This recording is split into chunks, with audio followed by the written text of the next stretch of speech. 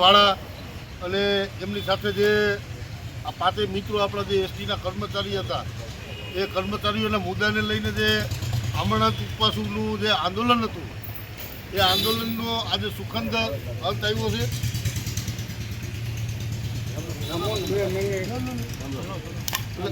આ આંદોલનનો સુખદ અંત આવ્યો છે અને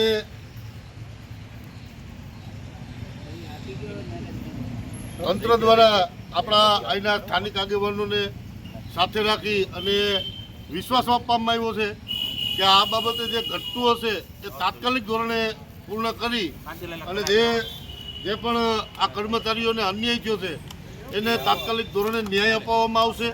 અને ફરીવાર આપણે સમસ્ત અનુસૂચિત જાતિના અમરેલી અને આ જે કર્મચારી મિત્રો જેને હિંમત બતાવી છે એમ કહેવાય કે આ દેશમાં આપણને ન્યાય મળતો નથી, માગવાથી નથી મળતો, પણ એને છીનવવો પડે. પણ આ મિત્રોએ જે મરણોત્તર પ્રયાસો કરવા પડે એ ખરેખર આપણા માટે એક આખા સમાજ આખા ગુજરાત માટે શરમજનક બાબત છે. કારણ કે આપણે ન્યાય નથી મળતો એટલે આપણે આ રસ્તો અપનાવવો પડે છે.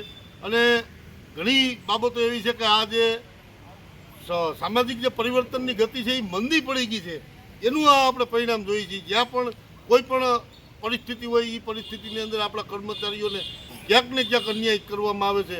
અને એ અન્યાયની સામે આ પાંચેય કર્મચારીઓએ જે લડત આપી અને એ પાંચેય કર્મચારીઓને જે અહીંના સ્થાનિક લેવલે ધીરુભાઈ છે, કાંતિભાઈ છે, વિકીભાઈ છે, નરેશભાઈ છે અને જેટલાને મને નામ આવડે છે એટલાને બોલું છું, આ જે સાથે રહી અને જે હૂફ આપી છે, જે હિંમત આપી છે એ ખરેખર કાબિલેદાદ છે. અને આજે આપણે આમાં સુખદ એક અંત આવ્યો છે અને ફરીવાર આવા બનાવો ના બને એનું પણ આપણે તકેદારી રાખીશું. જય ભીમ, જય ભારત.